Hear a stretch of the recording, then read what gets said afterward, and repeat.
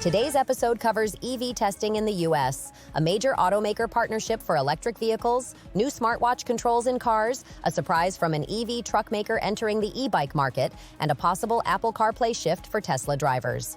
Welcome back to Autonews Daily. I'm Leah Morgan. Let's dive into today's headlines. Nissan and Honda confirm U.S. partnership for EV development. Nissan and Honda have reaffirmed a collaborative effort in the United States aimed at advancing electric vehicle development. The confirmation underscores a shared interest in pooling technical resources, particularly in areas like battery systems, software, and modular platforms that can reduce costs and speed up time to market. This is the kind of partnership that alters competitive dynamics without a flashy headline. By coordinating engineering work and possibly sharing production or supplier relationships, both companies can stretch R&D dollars further.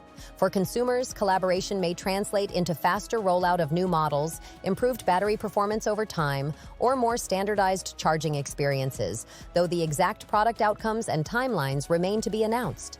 As the industry consolidates competencies around electrification, partnerships like this one will likely shape which automakers can deliver compelling electric vehicles at scale and at price points that attract mainstream buyers. Moving from automaker alliances to in-car controls, Volkswagen brings smartwatch functionality to the U.S. market.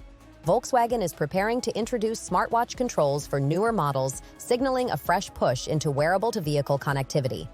This move follows a broader industry trend toward more seamless device integration, where drivers can use a compatible smartwatch for tasks such as locking or unlocking the car, checking vehicle status, or interacting with certain convenience features.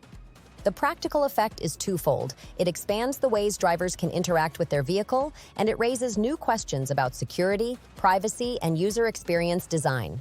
Automakers and suppliers will need to balance convenience against authentication safeguards to prevent unauthorized access, and they'll need to ensure that the smartwatch apps are reliable in everyday conditions, from intermittent connectivity to low battery scenarios.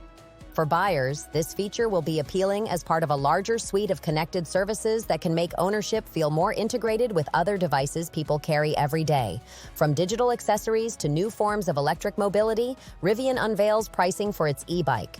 Rivian, best known for its electric trucks and SUVs, has stepped into the e-bike market and announced pricing for its new model. This launch highlights how traditional automakers and newer electric vehicle OEMs are broadening their portfolios to include smaller, city-focused electric mobility products that complement car ownership.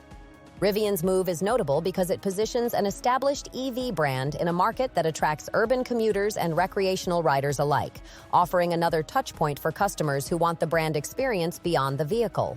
It also reflects a strategic recognition that electric mobility is not confined to four wheels. Brands can build ecosystems that include bikes, charging services, and software subscriptions that keep customers within their service umbrella. For city planners and mobility planners, the entry of car manufacturers into micro-mobility signals greater mainstream acceptance and the potential for integrated transportation offerings in the future. Next, a potential software shift with broad consumer implications. Tesla cars may soon get Apple CarPlay.